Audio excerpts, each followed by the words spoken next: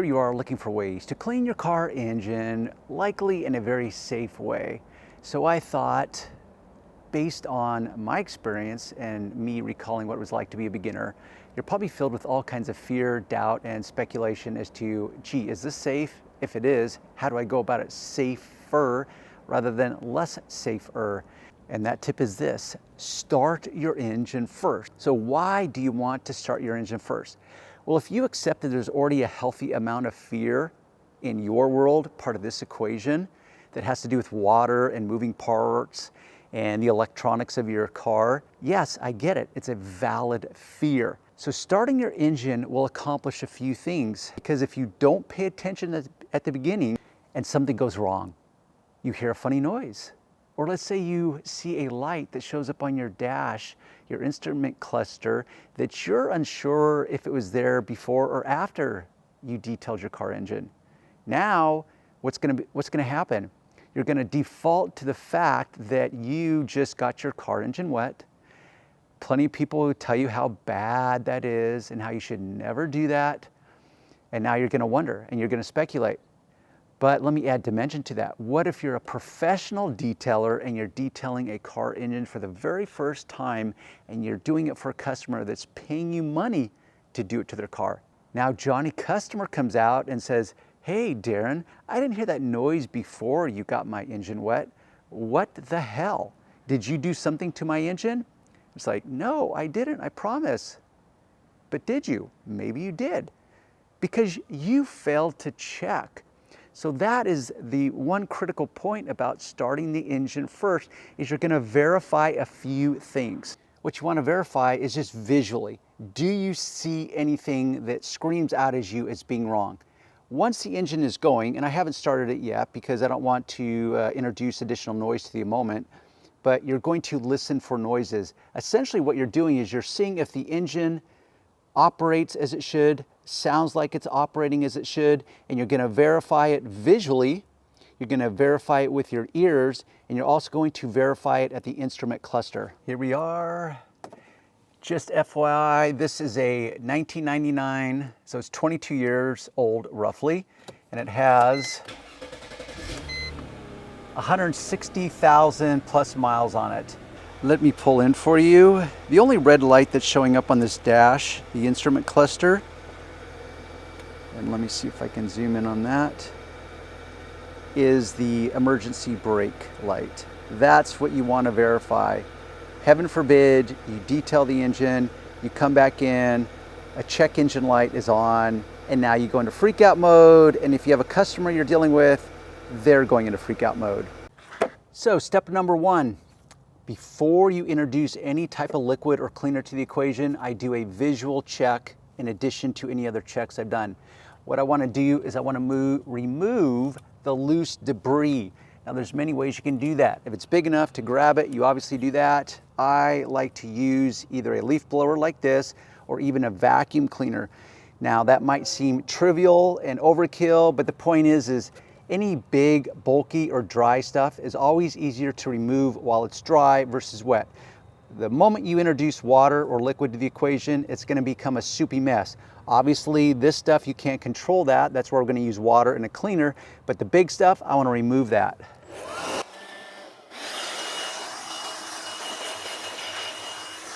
The second step, and this is just a Darren moment, and this is my go-to product, Rapid Remover. It's actually an adhesive remover, but what this is a very effective degreaser. It will break down the heavy buildup of grease.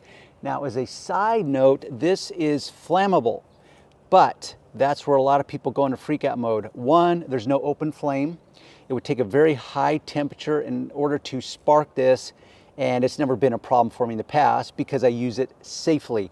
How to use it safely? Well, I apply it to a cool engine.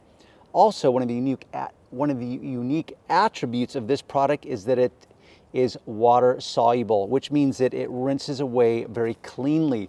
So if there's any heavy buildup of grease and oils, I will pre-spot it. I'm just going to go through and check the areas that have excessive buildup of grease/oil. Now, a key point, and I'm going to let this do a little dwell time while I'm talking. The key point you need to understand with modern day engines, and this isn't necessarily a modern day engine because it's, 22 years old. They are sealed very tightly. So once again, I understand the fear. I understand the anxiety, but the engine and all the components that some of these other guys will put fear into you about, where you've got to cover with foil or tape or some kind of prophylactic to keep it from getting, or to keep water from getting on it, really is a non-issue. Because when you start dissecting the various points of your engine that you think are vulnerable areas, they're tightly sealed, and it just really is a non-issue. I already have my dilution mixed up in this. I pressurize it so that it works. I cannot stress enough how this will save you time and effort. You get a regular pump trigger sprayer and you're just going to be spraying it 100 times trying to cover your engine, and your engine could be dirty enough where you want to spray enough chemical that a couple things will happen. One, you'll either run out of the contents of your small traditional sprayer, or B, you'll be working so much that it will actually start to dry even though your engine is cool. So this will cut you to the chase. I'm now going to soak the engine with my degreaser. A couple things to note. Yes, I'm applying this directly over the rapid remover, a non-issue. Secondly, depending upon the degreaser or the cleaner that you use, you may not want to get it on your paint. If that's the case, you can either hose your paint down, keep it wet while you're using this, or, wait for it, switch to a degreaser that's safe and it's not going to do damage to your clear coat, your car paint, call it what you want.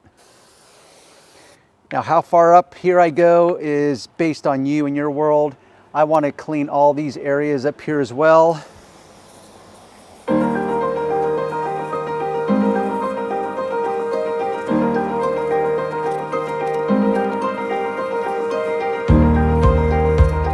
Now you have complete saturation. At least I thought I did. I want to get, and that's another key issue, is it is all about the details. So when you're standing from one perspective, you'll think you have gotten everything, when in fact, as I look this way, now it's like, oh yeah, I gotta go back into my professional detailing mode rather than filming mode, which is, hey, I've got to scrutinize this from both angles, over there, over here, forward, wherever you can get, because every time you turn your head and view it from a different perspective, you're going to see additional dirt, especially with an engine, because there's so many intricacies and nuances to it. At that point, I'm ready to blast it with water.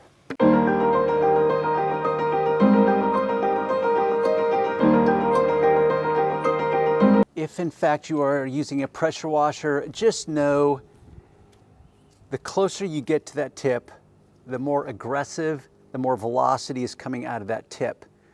So you need to adjust according to, let's just call it critical thinking or common sense. I've completely pressure washed it off. Now what I'm doing is an inspection. Once again, it's all about the details. So I want to verify that I have in fact gotten everything clean that I wanted to. If I need to go back in, I'll reapply some degreaser, maybe come in with a brush if it's required, finesse that moment, pressure wash it off, and I'm good to go. Because at this point now, one of the most critical steps, according to Darren, is blowing your engine off with a leaf blower or some kind of blower. What I'll be using is my Milwaukee cordless M18 little leaf blower. I love this thing.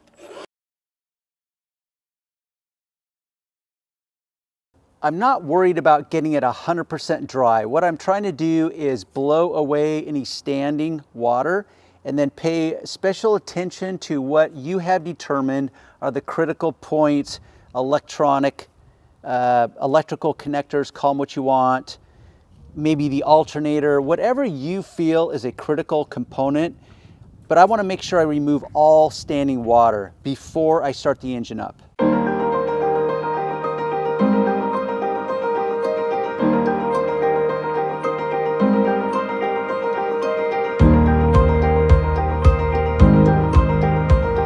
that can get pretty lengthy in time. It's all going to be based on the compressed air you're using, how big is your leaf blower, how big is your tool, or how small is your tool. That will determine how long you spend blowing off your engine.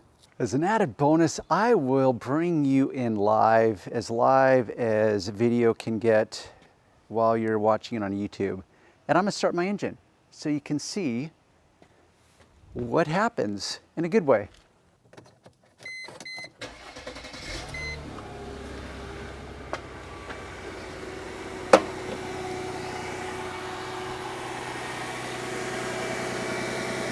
We have success, folks.